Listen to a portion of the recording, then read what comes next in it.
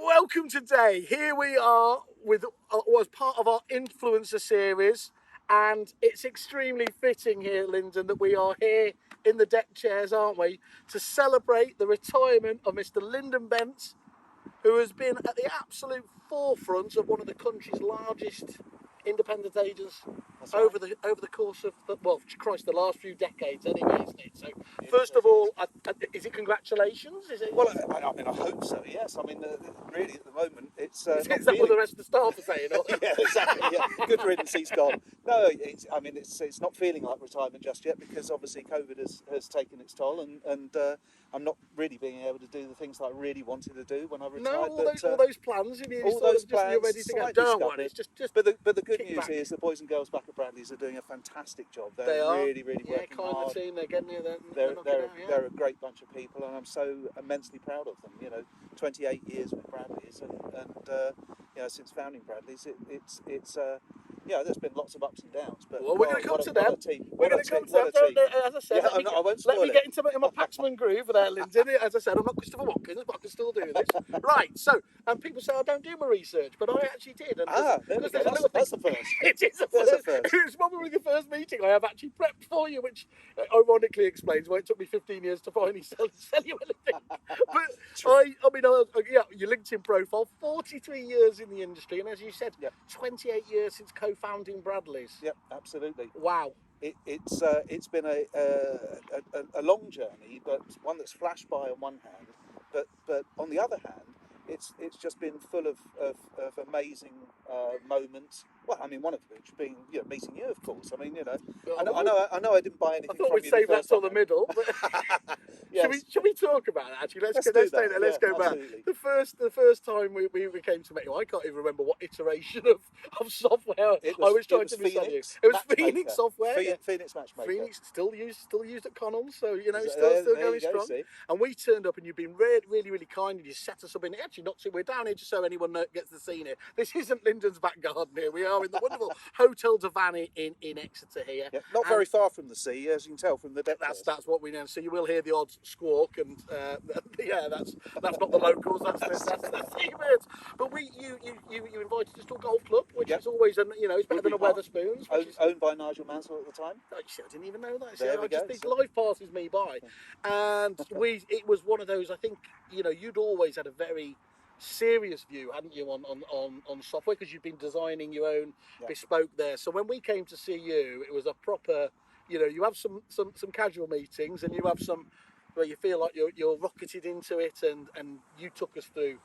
Did I give you hell by any chance? I don't know. What happened? To be fair, at that stage, I was still saying what's an applicant and what's a vendor.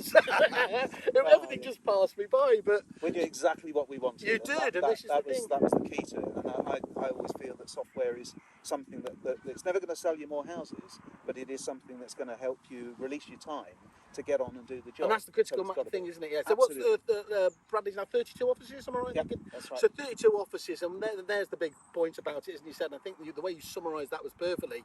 But to get all that efficiency back, that's the big element, isn't it? There that can free you. If technology is meant to do you one thing, it's to save you the time, so you can put it into the dollar productive things, as they say. And as Bradley's evolved, we then created our customer services team in head office, and this interaction between branch and a centralised team enabled us to provide exemplary service right at the front end, sort of absolutely without having to man up the offices, to the hilt, and enabling us to be a profitable organisation because we were lean and mean.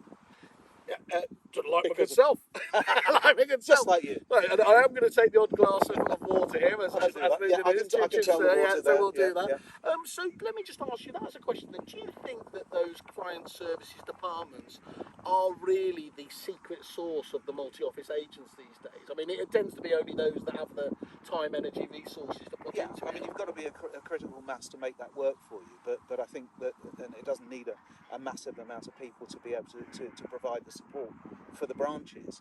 But having the software, having the integration with the phone systems, knowing who's phoning you, knowing who you're going to be dealing with on the next call, and almost being the centralised team almost knowing you know, that they can provide the same service that they could do if they were based in branch. Yeah.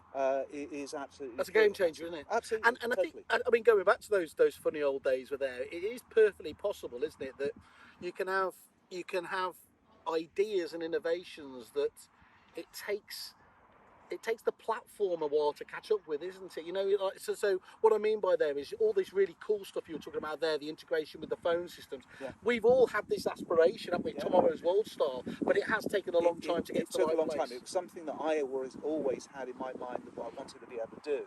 I knew the technology was there, but there were very few systems out there that were able to provide it, and it did take time. But by gum, when it came, it really did transform the way in which we did business. Yeah. So if we take it right back to the beginning again, was it 1987 Newton Abbott? Is that right? Oh well, yeah. That was Dawlish, but yes, it was. And that was Bristol and West. That was Bristol and West. So it was prior to that, it was Leicester Smith Partnership, which was 1984. So that was a small independent. See, company. your LinkedIn profile only went back to Bristol. so yes, I mean, you don't want to fill in all the gaps. No. I mean, it sounds as though I'm No, blowing my own you're trumpet. funny enough. I haven't put in the fact I was a bin man. Oh, I missed that one out as well. Sorry, yeah, of course I forgot about that. So I mean, okay. So talk us so literally at the start then. The very start was 1977 for Bairstow Eves. Yeah. Affectionately known then as Bastard Bastard Thieves, of course. It was, yeah. And always used to giggle. and, Still and do. that was in the Goodmay's office. I left school straight into agency. And what was it attracted you? Well, my dad was in the building trade, and I spent a nanosecond being a quantity surveyor and realised that was so boring. I couldn't possibly do that. We wouldn't have hit it off. No, well, there we are. We would have missed that. But being a personal, person, yeah.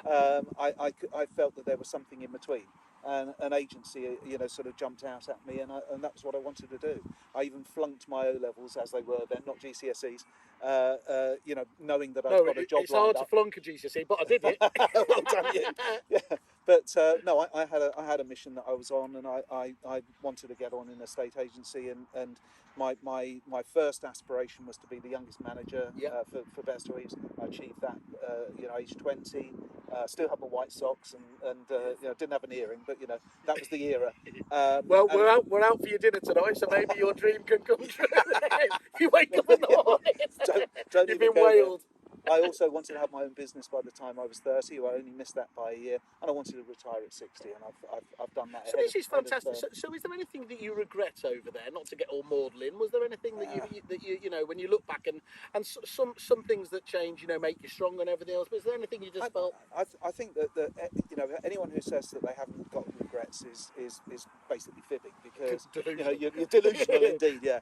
I think there are many things that we could have done differently, but I think essentially the one thing that we didn't change as a company, as a group, and a group of again motivated directors and owners, we didn't want to change the basics of a state agency. A state agency is all about people doing business for people, as our motto is, people serving people, so the basic elements didn't need to change.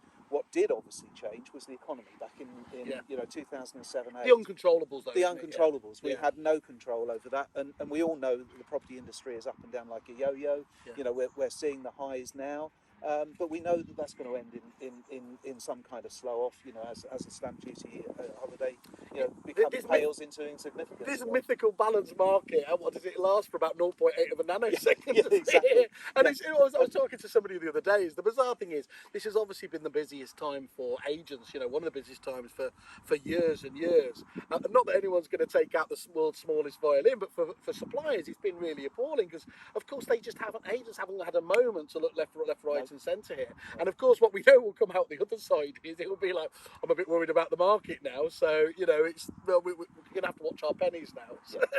But that's has it ever been thus? It's always like this. The property industry in particular is full of peaks and troughs, and you have to ride with the. And it does give you. I mean, once you've I've only been through a few, because obviously being the Peter Pan that I am. But But it must give you, I mean, I don't know whether it gives you huge confidence, but when you've seen this before, I mean, there's loads of stuff we haven't seen.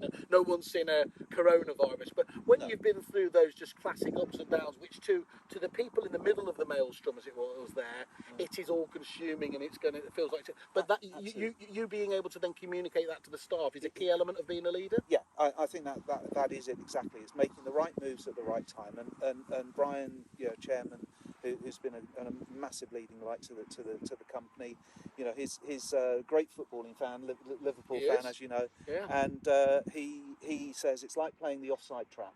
It's timing your run, making sure that you make the decisions and make the changes, some of which are tough. Yeah.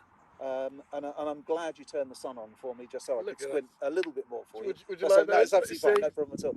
Always planning. It's the football analogy. It actually works. You've got to roll with the punches, time your moves very, very. You've got to be light and foot. Lots of people, both in just the wider world and in ours, do talk about it's in the tough markets where you get your market share, and do you believe that, or is that? Yes, I mean, it's certainly the companies in the past that have invested during the tough times have been those that have come out, stronger as a result of it.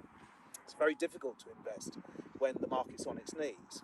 But if you can invest, and what we did was, you couldn't do it financially, but what we could do is treat our staff well and make sure that we had the right people in the right places doing the right job. And it becomes very hand to mouth.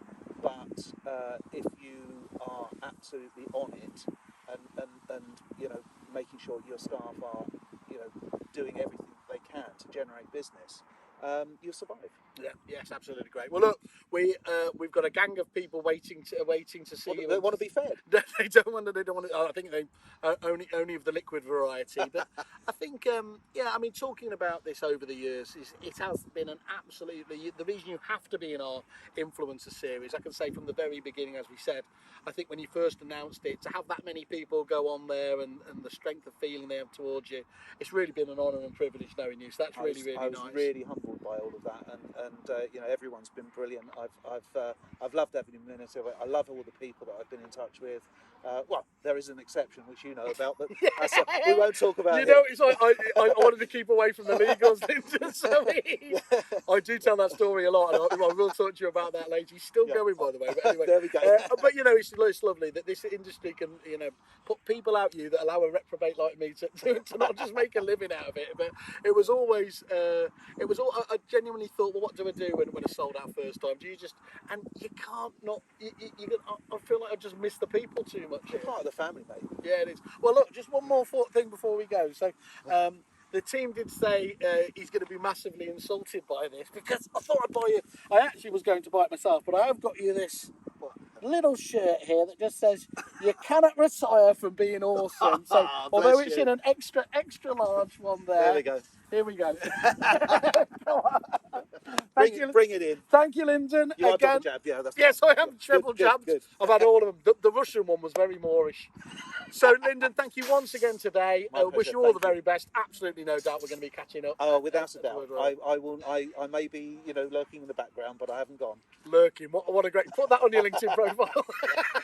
Cheers, Lyndon. Brilliant. Thank you. Cheers. Lovely. Cheers. Brilliant. Well done. Cheers.